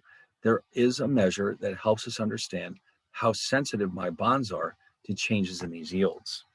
And that's good to know, especially if you are afraid that rates are heading up in the near future. You want to find out how much you might lose if that actually happens. So, and it also, as usual, like everything else in finance, it has an interesting history of its own. But sadly enough, it's such a complicated topic, we'll have to save it for next week. So I guess we'll have to go home. Well, you're already home. Go into the kitchen then and snack out. And I'll see you all next Tuesday. Thank Professor, for the Yes. next class, I won't be able to attend because I'm flying back with my family from Nashville. We're going Okay.